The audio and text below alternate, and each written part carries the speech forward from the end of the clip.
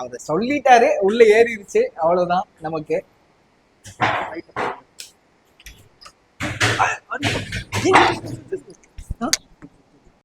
பத சோதனையை தாண்டினாதான் சாதனை செய்ய முடியும் தலைவரே சொல்லியிருக்காரு.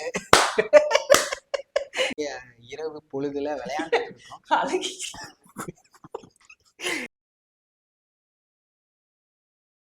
Hey guys, welcome back to another discussion. இன்னைக்கு நாள் பார்த்தீங்கன்னா 12/12/2024. தமிழ்நாட்டில் இல்லை, இந்தியா இல்லை, உலகத்திலேயே நிறையா பேருக்கு ஏன் இந்த நாள் ஸ்பெஷல் அப்படின்னு கேட்டால் ரஜினியோட பர்த்டே அப்படின்னு ஒருமித்த கருத்தாக வரும். அண்ட் இவர் போட்டிருக்க டிஷர்ட் பார்த்தாலே தெரிஞ்சிருக்கும் நம்ம இன்னைக்கு யாரை பற்றி டிஸ்கஸ் பண்ண போகிறோம்னு. The grade one and only mister super star Rajinikanth அவர்களை பற்றி தான் இந்த டிஸ்கஷன் இருக்க போகுது. அண்ட் எங்களோட nostalgic memories and childhood memories, ஏன் இப்போ அவர் சூப்பர் ஸ்டாராக இருக்காரு அப்படின்றதையும் அங்கங்கே நாங்கள் தொட்டு பேச போகிறோம். போலாமா? கண்டிப்பா போலாம். சரியான டாபிக், நமக்கு ஏத்த தீனி. ஸோ ஆனால் இதுக்கு முன்னாடி உங்களுக்கு ஒரு வீடியோ அட்டாச் பண்ணிருக்கேங்க, போட்டீங்களா? ஐயோ, நல்லா போயிட்டு இருந்தது, ஒரு ஜோஸ்ல போயிட்டு இருந்தோம். பிளாஸ்ட் ஆயிடுச்சு, எதிர்பாராத விதமா டிரான்ஸ்ஃபார்மர் வந்து பிளாஸ்ட் ஆயிடுச்சு. அதனால தப்பிச்சு ஓடிட்டோம், திரும்பி வந்து உட்கார்ந்துருக்கோம். சரி, பல தடங்களை சோதனையை தாண்டினாதான் சாதனை செய்ய முடியும் தலைவரே சொல்லியிருக்காரு. ஸோ திருப்பி ஃப்ரெஷ்ஷாக தொடங்கலாம். ஸோ இன்னைக்கு வந்து 74th பர்த்டே கொண்டாடுற என்னுடைய தலைவர் சூப்பர் ஸ்டார் திரு ரஜினிகாந்த் அவர்களுக்கு இனிய பிறந்தநாள் நல்வாழ்த்துக்கள். இன்னும் பல வருஷம் நீடோடி வாழணும், அண்ட் இதே மாதிரி நிறைய படங்கள் எங்களுக்கு கொடுத்துட்டே இருக்கணும். ஸோ வித் திஸ் விஷஸ் 74ல வந்து அப்போ நாங்க விஷ் பண்ண வேணாமா? நீங்க சட்டம் போட்டிருக்க, நீங்க மட்டும் விஷ் பண்ண. நீங்க பண்ணுங்க. அவர் உலக சூப்பர் ஸ்டாருங்க, மக்களுக்கான சூப்பர் ஸ்டாருங்க, பண்ணலாங்க. சூப்பர் ஸ்டார் அவர்களுக்கு என்னுடைய பிறந்த நாள் நல்வாழ்த்துக்கள். கண்டினியூ பண்ணுங்க. நீங்க கமல் மாதிரி பேசிட்டீங்க. ஏன் உலக நாயகன் நான் சொல்லலைன்னா அப்புறம் நீங்க மட்டும் உங்களை சூப்பர் ஸ்டார்னு சொல்லிங்க. ஏன்னா கமல் சார் சொல்லியிருக்காரு உலக நாயகன், கால்மி கமல்னு போட்டிருக்காரு. கேஹெச். ஏன் அவர் உங்களை ஆர்கேன்னு கூப்பிடணுமா? எங்களை வந்து எங்களை எப்படி கூப்பிட்டாலும் சரிதாங்க. சூப்பர் ஸ்டார்னு கூப்பிடலாம், ரஜினின்னு கூப்பிடலாம், என்ன வேணா கூப்பிட்டுக்கலாம். நம்ம சொல்லுங்க, உங்களுக்கு எப்படி ஃபர்ஸ்ட் சூப்பர் ஸ்டார் அவர்களோட இன்ட்ரோ எப்படி? உங்களுக்கு இன்ட்ரோ இல்ல, உங்களுக்கு எப்படி அவரை தெரியும்? அந்த இன்ட்ரோக்காக தான் இவ்வளவு வருஷம் தவம் இருந்துட்டு இருக்கோம். எப்பயாவது யாராவது இந்த வீடியோ அவர் கையில கொண்டு போய் சேர்த்துருங்க, அது வரையும் அப்படியாவது ஒரு வாய்ப்பாவது கிடைக்கட்டும் நம்ம அவர் பார்க்க. இப்போ வந்து 74ல தான் அவர் ட்ரெயின் ஏறி சென்னை வராரு. ஐ மீன் 1974. நீங்க அப்ப இருந்து வர போறீங்க? அப்ப இருந்து வரேன். அவன் தலைவர்னாலே அப்படியே வந்துருந்தாங்க. ஸோ வந்து அவரு பாலச்சந்தர் சார் நம்ம ஜெயிலர் ஆடியோ லான்ச்ல வந்து அவரு கதத்தை பிடிச்சி நடிச்சு காட்டுவாரு. அப்பா அந்த இதை பண்ணி ஒரு பாலச்சந்தர் சார் கண்ணில் பட்டு 75ல இது ஆரம்பிக்குது அவருடைய படம். ஃபர்ஸ்ட் வந்து இன்ட்ரோ ஆறாரு, கதவை திறக்குது, ஸ்ருதி பேதம் அப்படின்னு சொல்லி போட்டு ஸ்ருதி பேதம் போட்டு உள்ள என்ட்ராரு. கேட்டு திறக்கிறாரு. தமிழ் சினிமாவோட கேட்டானா அது நான் பார்க்குறேன். தமிழ் சினிமாக்கே வைடு ஓப்பனர் அவரு. ஸோ கேட்டு திறந்து ஃபர்ஸ்ட் படத்துலங்க ஒரு ஹீரோயினோட ஹஸ்பண்டா வருவாரு. ஆனால் அந்த ஹீரோயின் வந்து கமல் லவ் பண்ணிட்டு இருப்பாரு அந்த படத்துல. அந்த படத்துல வந்து அவர் இறந்தும் போயிடுவாரு. இன்டர்வெலுக்கு அப்புறம் தான் வருவாரு. கேன்சர் பேஷண்ட்டாக வருவார் இந்த படத்தில். ஃபஸ்ட்டு படத்துலேயே வந்து அதுலேயும் தலைவன் ஸ்டெயிலாக வருவார். வந்துட்டு அதுக்கப்புறம் ஒரு 2 வருஷம் கழித்து தான் வந்து ஹீரோவா நடிக்கிறாரு. அவர் கேட் ஓப்பன் பண்ணி சொன்ன ஃபர்ஸ்ட் டைலாக் வந்து பைரவி வீடு இதுதானே அப்படின்னுவாரு.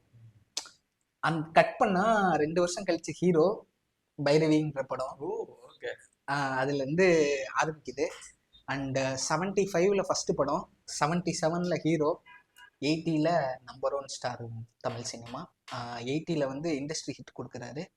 இப்போ 80 வரைக்கும் இண்டஸ்ட்ரி இண்டஸ்ட்ரி ஹிட் மட்டும்தான், அவர் மட்டும்தான் கொடுத்துட்டு இருந்தாரு. நடுவில் வந்து 96ல் வந்து கமல் சாரோட இந்தியன் பண்ணுச்சு.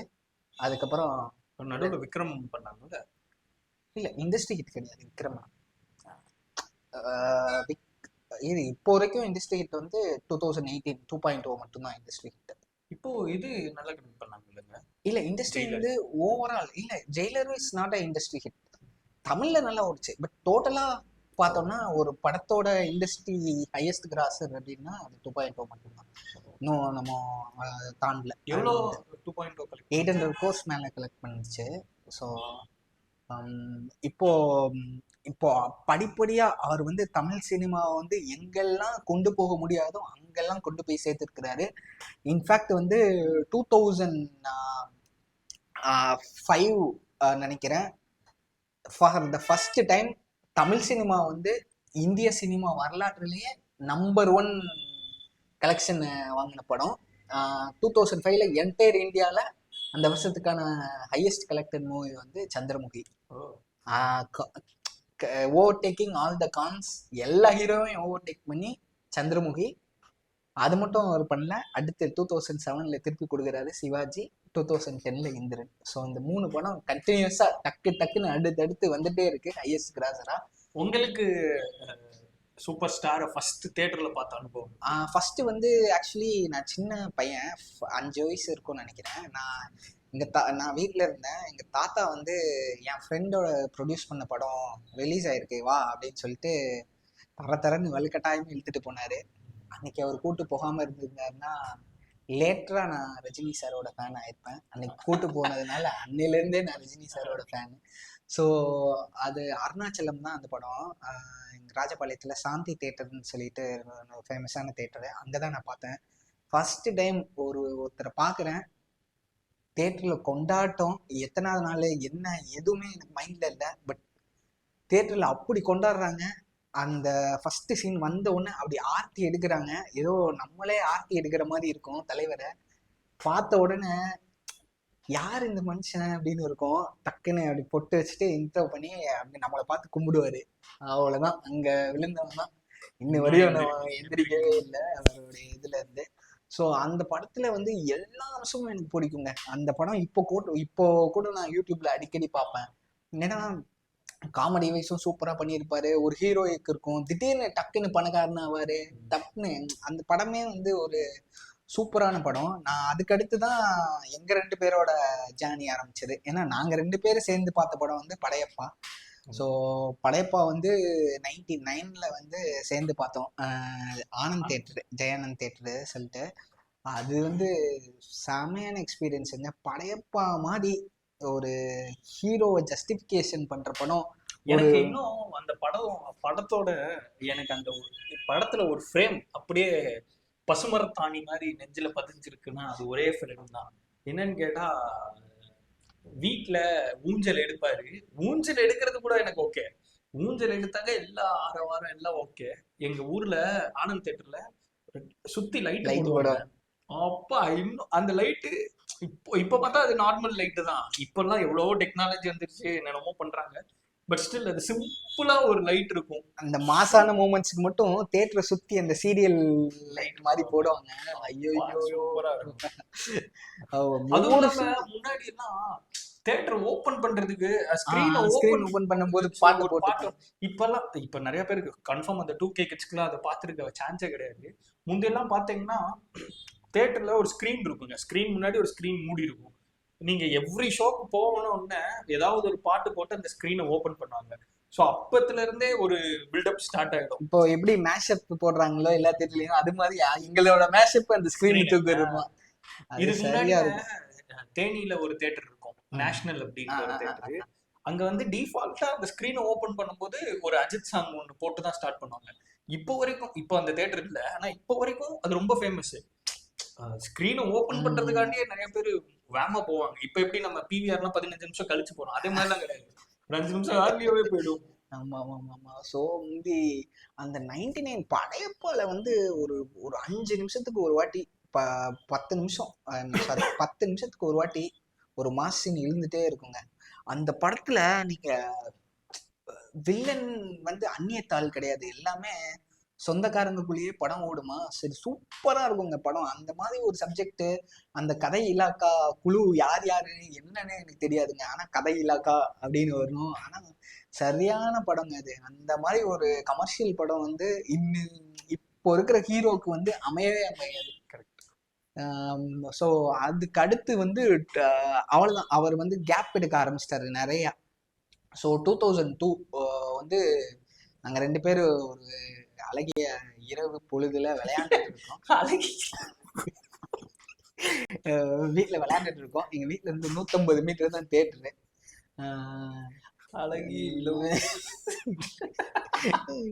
Theatre August 14, 2002.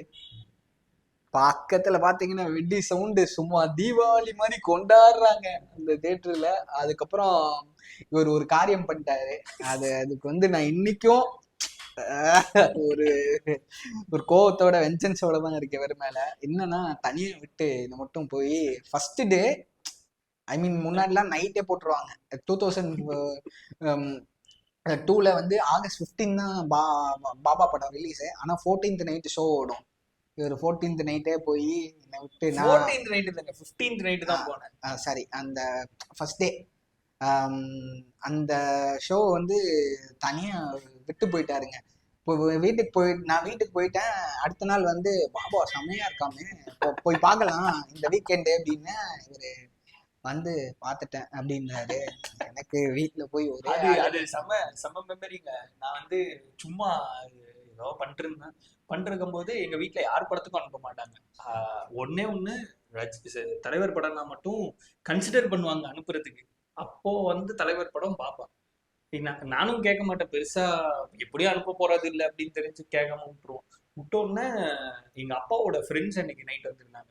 சும்மா ஏதோ 9 மணிக்கு சும்மா மீட் பண்ணிட்டு போவோம் அப்படின்னு வந்திருந்தாங்க போல. அப்ப எங்க அப்பா கேட்டாரு, எங்கடா கிளம்பிட்டேங்க அப்படின்னு கேட்டாரு. இது மாதிரி பாபா படம் வந்திருக்கு, அதை பார்க்க போறோம் அப்படின்னு. அப்படியா, அப்ப இவனையும் கூப்பிட்டு போயிடுங்க அப்படின்ட்டாரு. ஆஹா, எனக்கு ஐடியாவே இல்லை. இவனையும் கூப்பிட்டு போயிடுங்க அப்படின்னு. அப்ப முந்தி மாதிரி கிடையாதுங்க, இப்போ மாதிரி கிடையாது. க்ளோஸ் 6 மணிக்கு தியேட்டர்லாம் சாப்பிட்ற பழக்கம்லாம் கிடையாது. அப்போ தியேட்டர்லாம் ஓப்பன்ல தான் இருக்கும், ஸ்கிரீன் இருக்கும், ஓப்பன்ல தான் இருக்கும். 6 மணி ஷோவே அதுக்கு தான் ஃபேமஸ். ஓப்பன் பண்ணி விட்றாங்க, நல்லா காத்தோட்டமா இருக்கும் அப்படின்ட்டு உட்காந்து பார்ப்பாங்க. அப்படி பார்த்த படம் தான் பாப்பா. அதனால முன்னாடி லேடிஸ் சீட்டு வேற, இப்பெல்லாம் அப்படி கிடையாது. இல்ல லேடிஸ்னா 20 ரூபா டிக்கெட்டு, 20 ரூபாவே ஜாஸ்தி. 10 ரூபா டிக்கெட். ரோஜா கூட்டம்லாம் 10 ரூபா தான் தருவாங்க. 10 ரூபா டிக்கெட்டு இந்த வயசு வரைக்கும் தான் 10 ரூபா அப்படின்னு தந்துருவாங்க. 6th 7th படிச்சாருன்னா 10 ரூபா டிக்கெட் தந்துருவாங்க. அப்படி கொஞ்சம் பின்னாடி நல்ல காத்தோட்டமா இருக்கட்டும், கதவெல்லாம் திறந்து விட்ட படம் பார்த்தது தான் பாபா. அண்ட் அதுக்கடுத்து பாத்தீங்கன்னா நிறைய படம் வந்தது. எந்திரன் வந்தது, சந்திரமுகி, அதெல்லாமே ஃபைன். இப்போ பாத்தீங்கன்னா டிஃபரெண்ட், ஆல் டுகெதர் வேற லீக்ல இருக்காரு. எப்பவுமே அவர் வேற லீக் தான். பாபா படம் வர்றப்போவே வந்து அந்த சமயத்திலே வந்து ஒவ்வொரு பத்திரிகையிலுமே வந்து வெளியே வெயிட் பண்ணுவாங்க கியூல, இவரோட ஒரு ப்ளோ கிடைச்சா போதும் அப்படின்னு சொல்லிட்டு அதை போஸ்டர் அடிச்சு ரிலீஸ் பண்றதுக்காக. ஸோ இது வந்து நிறைய பிரபல பத்திரிகைகள் வந்து வளர்ந்ததுக்கான மெயினான ரீசனே வந்து பாபா படம். அவ்வளோ எக்ஸ்பெக்டேஷனுங்க. ஒரு படையப்பாக்கு அடுத்து ஒரு படம் பண்றாரு, அதுவும் பாஷா அண்ணாமலை கொடுத்த சுரேஷ் கிருஷ்ணாவோட ஒரு படம் பண்றாருன்னு தலைவரே எழுதி பண்றாருன்னு செம்ம எக்ஸ்பெக்டேஷன். பெருசா போகல அப்போ. ஆனா தலைவரோட ஒரு விஷுவல், அதாவது அவர் வந்து ஒரு எக்ஸ்ட்ரானரி திங்கர், பியாண்ட் நம்ம லீக்ல போய் யோசிக்கிற ஒரு மனுஷன்.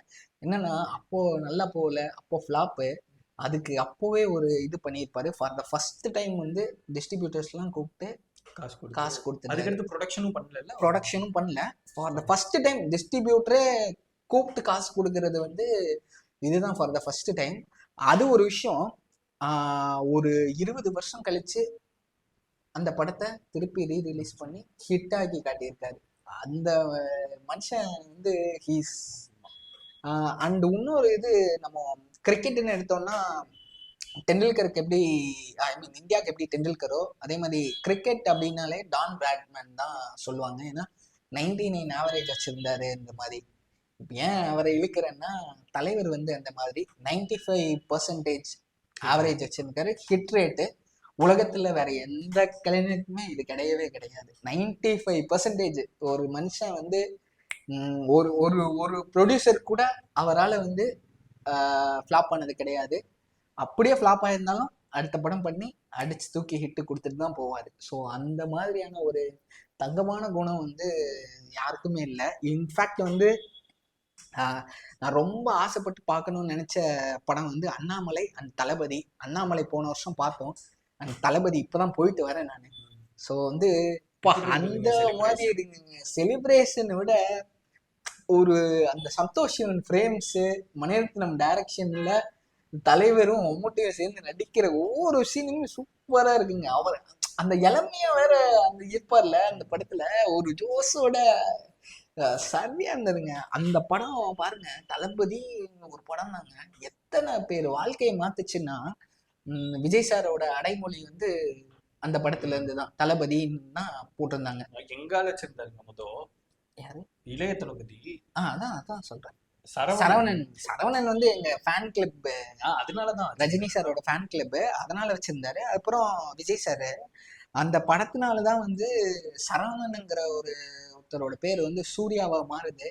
இந்நாள்ல வந்து அவரு மிகப்பெரிய ஸ்டாரு தமிழ்நாடுல. அந்த படத்தினாலதான் சூர்யான்னு அந்த படத்துல இருந்தால்தான் அவர் பேரு. அதுக்கப்புறம் இப்போ காமெடியன் டு ஆக்டர் அவரோட பேரும் தளபதினாலதான் சூரியான் மாறி அதுக்கப்புறம் நம்ம இப்ப சூரின்னு கூப்பிட்டு இருக்கோம்ல. ஸோ வந்து இத்தனை பேர், நிறைய பேரோட வாழ்க்கையை மாற்றின படம். அந்த படமும் ஒரு இண்டஸ்ட்ரி ஹிட்டு. 80ல முரட்டு காலையில் ஆரம்பிச்சதுங்க, இன்னும் ரேஸ் ஓடிட்டே இருக்கு எங்கால இருந்து. அப்புறம் நம்ம இப்போ 2002 பாபா முடிச்சுட்டு, பாபா ஃப்ளாப்பு, அவ்வளோதான் ரஜினி ஆடிட்டாரு, அவ்வளோதான் ரஜினி போயிட்டாரு. இன்னொன்று ஆடியோ லான்ச்ல வந்து ஒரு மனுஷன் எவ்வளோ கான்ஃபிடென்ட்டா பேசணுங்கிறதுக்கு எனக்கும் வந்தாங்க. நான் வந்து சூப்பர் ஸ்டாரோட ஆன் ஸ்கிரீனால ஈர்க்கப்பட்டதோட நான் ஆஃப் ஸ்கிரீன் பிரசன்ஸ்னால தான் அவருக்கு எனக்கு ரொம்ப பிடிக்கும். ஏன் அப்படின்னா அவருக்கு எல்லாமே பார்த்தாச்சுங்க, எவ்வளோ காசு பார்த்தாச்சு, புகழ் எல்லாமே பார்த்தாச்சு. ஆனா இன்னும் அவர் எவ்வளோ சிம்பிளா வச்சிருக்காரு. எதுவுமே நான் பண்ணல, எல்லாம் மேல இருக்கேன் எல்லாம். போன படத்துல ஏதோ ஆடியோ லான்ச்ல சொன்னார்ல, ஒரு சித்தர் ஒருத்தர் இருந்தாரு, அவர் வந்து திடீர்னு தலையில அடிபட்டவுடனே, டோபி திடீர்னு தலையில அடிபட்டோம்னா ஒரு சித்தரா மாறிட்டாரு. சித்தரா மாறினோடனே பழைய எதுவுமே ஞாபகம் இல்லை, திடீர்னு அவர் சாமியார் ஆயிட்டாரு. எது நினைச்சாலும் எது கேட்டாலும் நடந்தது. கடைசியில திருப்பி ஒரு சவுண்டு கேட்டவுடனே அவர் திருப்பி டோபிக்கு வந்தோடனே எனக்கு இதெல்லாம் தெரியல அப்படின்னு சொன்னாராம். சொன்னோன்னு சுத்தி இருக்கவங்க எல்லாம், டே இப்படிலாம் பண்ணிடாத, உனக்கு எது தெரியல அமைதியா இருந்துக்கோ, இப்படியே இருந்தா நீ வாழ்க்கையை நடத்திடலாம், ஆல்ரெடி உன்னை நம்பி ஒரு பெரிய கூட்டம் இருக்கு அப்படின்னு இருந்தாங்களாம். இவர் வந்து என்ன சொல்லியிருக்காரு, அந்த டோபி நான் தான், எனக்கு எதுவுமே தெரியாது, யார் சொன்னாலும் சிரிச்ச மாதிரியே மூஞ்சி வச்சிருக்கேன் அப்படின்னு. அவரு அவ்வளோ ஒரு டவுன் டு எர்த்தா இவ்வளோ பெரிய சூப்பர் ஸ்டார் ஆனதுக்கு ஃபர்ஸ்ட் ரீசனே அவரோட ஆஃப் ஸ்கிரீன் பிரசன்ஸ் தான் நான் ஸ்ட்ராங்கா நினைக்கிறேன். சீரியஸாங்க, ஒரு கான்ஃபிடென்ட் யாருக்குள்ளேயுமே வரல அப்படின்னாலும் அவர் ஸ்பீச்சஸ் கேட்ட உடனே நமக்குள்ள கான்ஃபிடென்ட் வரும். ஒன்று வந்து இப்போ யாருமே நம்மளோட சுற்றி இருக்கிறவங்க, உங்கள் ஃப்ரெண்டு வந்து உங்களை பற்றி வந்து உங்களை தாழ்த்தி யாருமே பேச மாட்டாங்க. அது ஐ மீன் நமக்குள்ளே பேசிக்கிறது வேற, பட் வெளியே இருக்கவங்க கிட்ட நவீன் எப்படி அப்படின்னு கேட்டால், நவீன் வந்து சூப்பரான ஆள், தங்கமான ஆள் அப்படின்னு. உங்ககிட்டயே நீங்கள் பேசினா நான் வந்து இது பண்ணியிருக்கேன் அது பண்ணியிருக்கேன் அப்படின்னு தான் பேசுவோம். ஆனால் அவரையே தாழ்த்திக்குவார். ஐயா நான்லாம் என்னங்க அப்படின்னு சொல்லிட்டு ஒரு ஒரு ரீசனுங்க. என்னன்னா வந்து எந்திரன் வந்து ஹையஸ்ட் பட்ஜெட் இன் தமிழ் சினிமா ப்ரொடியூஸ் பண்ணிட்டு இருக்கு. இப்போ ப்ரொடக்ஷன் முடிஞ்சு ஹிந்தியில வந்து மும்பையில் ப்ரெஸ் ரிலீஸ் பண்றாரு. அந்த ஸ்பீச் கேட்டிருப்பீங்க. அவர் வந்து அவரையே தாழ்த்திக்கிட்டு ஒருத்தர் வந்து கேட்குறாராம், நீங்க என்ன பண்றீங்க, கோன்சா ஹீரோ அப்படின்னு, யூ ஹீரோ அப்படின்னு வரல. அந்த அவரையே தாழ்த்திக்குவாரு அவரு. ஆனா அவரு மிகப்பெரிய சூப்பர் ஸ்டார். அது தாழ்த்துறது இல்லைங்க, ஆக்சுவலி அதான் அவர் அவ்வளவு டவுன் டு எர்த்தா இருக்காரு. அதை சொல்றேன் நானு. இன்ஃபேக்ட் வந்து அரவிந்த் சுவாமி சாரோட ஃபர்ஸ்ட் படம் தளபதி, அந்த படத்துல நடந்த ஷூட்டிங் எக்ஸ்பீரியன்ஸை வந்து ஒரு இடத்துல ஷேர் பண்ணியிருப்பாரு. என்னன்னா வந்து டக்குன்னு அரவிந்த் சாமி சாருக்கு வந்து ஷார்ட் இன்னும் ரெடி ஆகலை அப்படின்னோடனே ஒரு இடத்துல தூங்குறதுக்காக போயிருக்கிறாரு. ஐ மீன் ஃப்ரெஷ்அப் ஆகிறதுக்காக அப்படியே கொஞ்சம் ரெஸ்ட் எடுக்கலாம் அப்படின்னு போட்ட உடனே அரவிந்த் சாமி சார் ஒரு பெட் இருந்தது, தூங்கிட்டார் போல இருக்கு. இவர் அது வந்து தலைவருக்கு கொடுத்த ரூம் போல இருக்கு. தலைவர் வந்து பார்த்துருக்காரு, பார்த்தா அரவிந்த் சாமி சார் தூங்கிட்டு இருந்ததுனால பார்க்கவே இல்லையா, டக்குன்னு கீழே படுத்து தூங்கிட்டாராம். அதுக்கப்புறம் வந்து அரவிந்த் சாமி சார் எந்திரிச்சோன்னு ஐயோ என்ன இவரு கீழே படுத்து தூங்குறாரு அப்படின்னு போய் கேட்டு, இல்ல இல்ல எதுவும் இருக்கட்டும் அப்படின்னு சொல்லிட்டு அந்த ஏன்னா அவருக்கு அவர் அந்த இடத்துல இருக்காரு. மணிரத்னம் சார் எனக்கு ஒரு ரூம் வேணும் அப்படின்னு கேட்டா அந்த ஹோட்டலே எவ்வளவு ரூம் கொடுப்பாங்க. ஆனாலும் இது வந்து நான் லேட்டரா நான் வரேன், இந்த வருஷத்துக்கு வர்றதுல இருந்து என்னன்னா, நான் வந்து இந்த பாபான்னு ஒரு படம் வந்து என் லைஃப்ல வந்து மிகப்பெரிய இம்பாக்ட் ஏற்படுத்துச்சு. ஃபர்ஸ்ட் வந்து ஆன்மீகம்ங்கிறது வந்து இதுவரையுமே வந்து ஒரு இவ்வளோ உச்சபட்சத்துல இருக்க ஹீரோ வந்து நீங்க வந்து யாருமே வந்து ஸ்பிரிச்சுவலிசமா எதுவுமே ஸ்க்ரீன்ல வந்து சொன்னவே கிடையாது. அது வந்து சொன்ன ஒரே ஹீரோ எனக்கு தெரிஞ்சு தலைவர் மட்டும்தான். மற்றெல்லாம் ஒரு கேரக்டரா பண்ணுவாங்க, அப்படியே போயிடுவாங்க. எனக்கு 100வது படமே வந்து ஒரு ஆச்சரியத்தை கொடுத்து, அவ்வளவு பெரிய உச்சபட்ச ஸ்டாரு 100வது படம் வந்து ராகவேந்திரான் பண்றாரு, திடீர்னு பாபான்னு பண்ணுவாரு. ஒரு அவருக்குள்ள இருக்கிற வந்து ஆன்மீகத்தை வந்து நம்ம இது பண்ணணும் அப்படின்னு காமிச்சிட்டே இருப்பாங்க. அந்த ஒரு குவாலிட்டி வந்து எனக்கு ரொம்ப பிடிக்கும். ஏன்னா வந்து நான் எங்க வேணா போறேன், ஆனா நான் இதுதான் அப்படின்னு அவர் காட்டிடுவாரு ஸ்கிரீன்ல. ஸோ அது வந்து ரொம்ப பிடிக்கும். அந்த 2002 பாபாவோட இம்பாக்ட் வந்து என்னை வந்து நேராக வந்து நான் ஒரு அந்த பாபாஜி கேவ்ஸ் அப்படிங்கிற ஒரு மோகத்தை வந்து நமக்குள்ள எடுத்துட்டு வந்தது. அது எப்படி இருக்கும் அப்படின்னோடனே விஜய் டிவியில் இன்ஃபேக்ட் ஒரு ஒரு 2011-12 அந்த டைத்துல வந்து ஒரு ஷோ நடந்தது. அதாவது வந்து தலைவர் எப்படி பாபாஜி கேவ்ஸ்க்கு போறாருன்னு சொல்லிட்டு ஒரு ஷோ. அது அது வந்து என் மைண்ட்ல ஓடிட்டே இருந்தது, எப்படியாவது நம்ம அந்த இடத்துக்கு போகணும்னு சொல்லிட்டு. நம்மலாம் நினைச்சா போக முடியாது, அவர் கூப்பிட்டா மட்டும்தான் போக முடியும். ஸோ எனக்கு இந்த வருஷம் வந்து ஒரு பொன்னான வருஷம். எனக்கு அந்த ஒரு பாபாஜி கேவ்ஸ்ல போய் உட்காந்து ஒரு எக்ஸ்பீரியன்ஸ் பண்ணக்கூடிய வாய்ப்பு கிடைச்சிருந்தேன். அப்பா சூப்பரா இருந்ததுங்க. அந்த அந்த ஒரு மன அமைதி, ஒரு சாட்டிஸ்ஃபேக்ஷன். இன்ஃபேக்ட் எல்லாருமே ரெக்கமெண்ட் டு கோ. பட் என்னன்னா வந்து அங்க நான் ஆன்மீகத்துக்குள்ள நான் போக விரும்பல. பட் நாங்க போற வழிகள் வந்து ரொம்ப டேஞ்சரஸா இருந்தது. பட் அங்க போன உடனே தமிழ்நாட்டுல வந்து நீங்க எப்படி இப்போ கடைக்கு ஏதாவது மார்க்கெட்டுக்கு போறீங்கன்னா எப்படி நீங்க ரஜினி சார் யாராவது நான் இப்போ டிஷர்ட் போட்டு போறேன்னா ரஜினி ஃபேனா அப்படின்னு கேட்பாங்கல்ல. அங்க வந்து என் ஃப்ரெண்டு வந்து தலைவரோட அடுத்த ஃபோனில் வந்து வால்பேப்பர் வச்சுருப்பாங்க. நாங்கள் ஒரு ஹோட்டல் போகிறோம், செக்இன் பண்ண அவங்க ஸ்க்ரீன் ஓப்பன் பண்ண இது பண்ணுறாங்க, பார்த்தா தலைவரோட எடுத்த ஃபோட்டோ. அங்கே இருக்கிறவர் பார்த்துட்டு ஹே ரஜினிகாந்த் அப்படின்னாரு. ஹீ கேம் லாஸ்ட் வீக் அப்படின்னாரு. எங்களுக்கு வந்து ஐயோ சே ஒரு வாரம் லேட்டாக போயிட்டோமே இருந்தது. ஸோ அங்கே வந்து ஒவ்வொருத்தரோடையுமே கனெக்ட் ஆகிருக்காரு. அங்கே வந்து அந்த ஒரு பர்சனாகவே வாழ்ந்துருக்காரு அவர். நிறைய பேர் பார்ப்பாங்க ரஜினிகாந்த் ஃபேனா ஓகே அப்படின்னு கேஷுவலாக எடுத்துகிட்டு போவாங்க. ஸோ வந்து ஹீஸ் பியாண்ட் எவ்ரி திங். தமிழ்நாட்டில் வந்து எனக்கு தெரிஞ்சு வந்து தமிழ் இண்டஸ்ட்ரி வந்து அவரை இன்னும் மென்மேலும் கொண்டாடணுங்க. ஒரு தாதா சாஹிப் பால்கே அவார்டு வாங்கியிருக்காரு, ட்வீட் பண்ண யாருமே இல்லை எனக்கு தெரிஞ்சு. எஸ்கே அந்த மாதிரி ஒரு சில பர்சன்ஸ் தான் வந்து ட்வீட் பண்ணியிருப்பாங்க, இல்லை வாழ்த்து சொல்லியிருப்பாங்க. அது எவ்வளோ பெரிய அவார்டுன்னு இங்கே இருக்கிறவங்களுக்கே தெரியவே தெரியாதுங்க. அது வந்து ஒரு தமிழ் சினிமா இன்னும் கொண்டாடணுங்க. மேபி அவர் தெலுங்குல இருந்திருந்தாருன்னா தெலுங்கு சினிமா எங்கேயோ உச்சத்துல தூக்கி வச்சிருந்திருப்பாங்க அவரை. இல்ல இப்பயே கொண்டாடி தான் இல்ல இன்னமும் கொண்டாடணும்ன்ற அவரு ஏன் அவர் வந்து எங்கேயோ போயிட்டாருங்க. திருப்பி அவரை கூப்பிட்டு வந்து ஃபேன் ஃபைட்டு அது இதுன்னு அது ஒரு ஒரு அசிங்கமான கலாச்சாரங்க. அது இல்லைங்க நீங்க பாத்தீங்கன்னா தெலுங்குலயும் அதே ஃபேன் ஃபைட் தான் இருக்கு. தெலுங்குல ஃபேன் ஃபைட் இருக்கு, பட் வந்து ஆர்கானிக்கான ஃபைட் இருக்குங்க. இந்த மாதிரி இல்ல இந்த மாதிரி ஒரு வெஞ்சன்ஸ் வச்சு இன்னைக்கும் அவரை திட்டுவாங்க. இந்த மாதிரி அவர் இல்லைன்னா இப்போ இருக்கிற டாப் ஸ்டார்ஸ் யாருமே வந்து அவரோட இம்பாக்ட் இல்லாம வந்தவங்களே கிடையாது. இருந்தாலும் அவங்க ஃபேன்ஸே வந்து திட்டும் போது அது ஒரு ஒரு மாதிரி இருக்குங்க.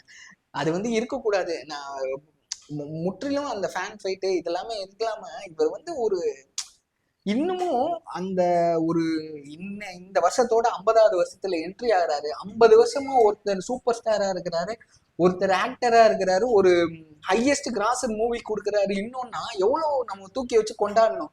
ஆனா எங்க தமிழ் சினிமால அப்படி நடக்கிறதே இல்லை. அது எனக்கு மிகப்பெரிய வருத்தமாவே இருக்கு.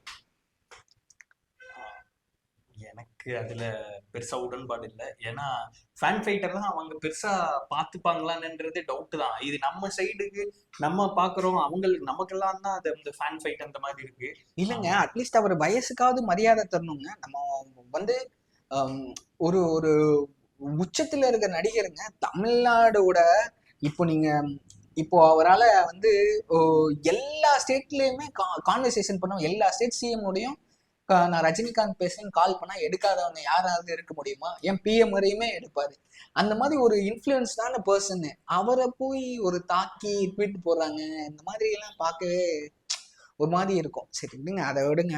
அவரே கண்டுக்க மாட்டாரு. ஆனா எங்க நாங்க அவர் மேல வச்சிருக்க மரியாதைனால எங்களுக்கு அது ரொம்ப எஃபெக்ட் ஆகும். ஸோ இப்போ இப்போ வரையுமே வந்து அந்த பாட்டெல்லாம் விட்டுருங்க. இப்போ வரையுமே வந்து ஹையஸ்ட் கிராசர் படம் வந்து அவர் கையில தான் இருக்கு. இன்னமும் அவருக்கு 1000 கோடி பண்ணுவாரு தமிழ்நாட்டுல இருந்து ஒரே ஹீரோ அப்படின்னா வந்து அது அவர் மட்டும்தான். எனக்கு தெரிஞ்ச கூலிக்கு அந்த பாசிபிலிட்டிஸ் எல்லாமே இருக்கு. ஏன்னா உபேந்திரா இருக்காரு, இப்போ லேட்டஸ்டா அமீர் கான் வந்திருக்காங்க அப்படின்றாங்க, நாகார்ஜுனா இருக்காரு, அண்ட் லோகேஷ் கனகராஜ், அனிருத். அப்படிங்கும்போது கூலிக்கு எனக்கு தெரிஞ்ச 1000 crores-ன்றது இவங்க எல்லாம் இருந்துட்டு போட்டோம். எனக்கு தலைவர் இருக்காரு, அது போதும் எனக்கு. 1000 crore மார்க்ன்றது ஈஸியா இருக்குன்னு எனக்கு தோணுது. அதாவதுங்க லைஃப்ல வந்து எவ்வளவோ கான்ஃபிடன்ஸ் வந்து அவர்கிட்ட இருந்து கெயின் பண்ணலாம். ஒரு விஷயத்த வந்து அவரு அவ்வளவுதான் அப்படின்னு சொன்ன உடனே அடுத்த இதுலயே எந்திரிச்சு நின்று காட்டுவாருங்க அவரு. இது வந்து நான் ஒரு ஆஃப்டர் 2000க்கு உண்டான எக்ஸாம்பிள் சொல்றேன். பாபா ஃபிளாப்பு அடுத்து சந்திரமுகி அடிச்சு தூக்கி காமிச்சாரு. அது வந்து குசேலன் ஃபிளாப்பு அடுத்து நின்று காமிச்சாரு எந்திரன்ல. லிங்கா ஃபிளாப்பு கபாலில அடிச்சு தூக்கி காமிச்சாரு. அண்டு எங்களுக்கு வந்து ஒஸ்ட் ஃபேஸ்னா என்னன்னு தெரியுமாங்க? எங்களோட ரஜினி ரசிகரா இருக்கிற போது ஒரு ஒஸ்ட் ஃபேஸ் ஒன்று வரும் இல்லையா?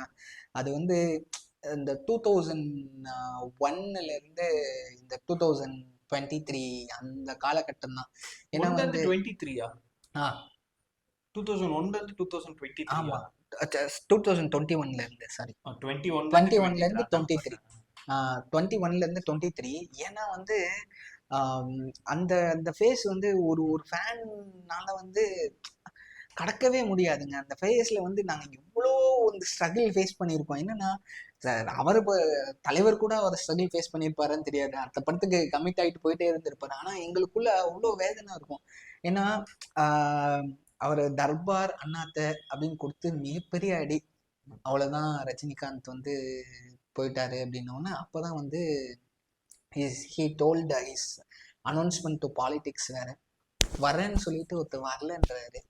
இதுவே வந்து சொல்ல ஒரு கட்ஸ். என்ன கேட்டா அது வந்து அவருக்கான ரைட் டெசிஷனா தான் நான் ரைட் டெசிஷன் ராங் டெசிஷன் அது வேற விஷயம். பட் ஒரு கட்ஸ் வேணுங்க, அவ்வளவுதான். இப்போ வந்து நான் வர்றேன்னு சொல்லிட்டு ஒரு இடத்துக்கு வரலனாலே எவ்வளவு பேர் என்ன திட்டுவாங்க. இது வந்து பாலிடிக்ஸ் களம். நான் வர்றேன்னு சொல்லிட்டு வரலன்றாரு. அப்போ ஆடியன்ஸ்க்கு உண்டான மாதிரியே ரெஸ்பெக்டே போயிடும்ல அவர் மேல. அது ஒண்ணு. அதுக்கப்புறம் வந்து தொடர்ந்து ஃபிளாப்புகள். அப்புறம் வந்து திடீர்னு நெல்சனோட இணைகிறாரு. சரின்னு சொல்லிட்டு ஓகே நெல்சனோட இணைகிறாரு, எப்படி இருக்க போகுது, +1 அந்த மாதிரி ஒரு படம் தான் அப்படின்னு சொன்னோன்னே டாக்டர் ஹிட் கொடுத்துட்டாரு நெல்சன். அதுக்கப்புறம் தான் அனௌன்ஸ்மெண்ட் வருது நெல்சனோட இணைய போராடினோன்னே. அப்பாடா ஒரு ஹிட் படம் டேரக்டரோட சேர்ந்துட்டாரு அப்படின்னு சொல்லி பெருமூச்சு விடுறதுக்குள்ளேயே பீஸ்ட்னு ஒரு படம் வந்துருச்சு. நல்லதான கலெக்ட் ஆச்சு. அதாங்க எங்களுக்கு படம் பார்க்க தியேட்டருக்குள்ள போறப்போ அது பெருசா விஜய் ஃபேன்ஸ் அவங்களே வந்து அதை அக்செப்ட் பண்ணிக்கல. பீஸ்ட் நான் தியேட்டர்ல விழுந்த கமெண்ட் ஒன்று சொல்றேன். ஆஹா, இவரையே இப்படி பண்ணிட்டாரு, அடுத்து தலைவர் சிக்கினாரா இவர்கிட்ட அப்படின்னப்போ எங்களுக்கு 3 வருஷமா ஒரு படம் அமையல, ஒரு இதுவும் இல்லை. அந்த அழுகாத அந்த ஒரு ஃபீல் தான் எங்களுக்கு. கண்ணீர் விட்டு நாங்க எவ்வளவோ பேசியிருப்போம். ஐயோ என்னன்னா இப்படி ஒஸ்ட் டெசிஷன் அப்படின்லாம் சொல்லிட்டு. என்னன்னா பீஸ்ட் அந்த ரிசல்ட்டும் சரியாம இல்லை. அவ்வளவுதான் முடிஞ்சிருச்சு தலைவரோட கதை இதோட முடிஞ்சிட்டு சொன்னோடனே ஊடால பார்த்தா டக்குன்னு எங்க இருந்தோ கமல் சார் வந்து திடீர்னு ஒரு இண்டஸ்ட்ரியில் அடிக்கிறாரு. தமிழ் இண்டஸ்ட்ரியை புரட்டி போடுறாரு. 400 கோடி கலெக்ஷனு. ஆனா கமல் சார் போனா 400 கோடி கலெக்ஷன் ஐயோ அப்படின்னு ஊடகங்கள்லாம் பயங்கரமா பேசுறாங்க. அதுக்கப்புறம் அடுத்து பாத்தீங்கன்னா வந்து டக்குன்னு ஒரு ஃபியூ மந்த்ஸ்லயே வந்து PS1 அடிக்குது. 150 கோடி பண்ணுது. தமிழ்நாட்டுல மட்டும் 200 கோடி பண்ணுது. அந்த மாதிரி பண்ணுது. என்னடா இது, அவ்வளவுதான் நம்ம முடிச்சு விட்டாங்க போங்க அப்படின்ற மாதிரி தான் ஃபீல் பண்ணிட்டு அவ்வளவுதான். ஓகே இன்னொரு படம் அப்படின்னு சொல்லிட்டு ஜெயிலர்னு ஒண்ணு வந்ததுங்க.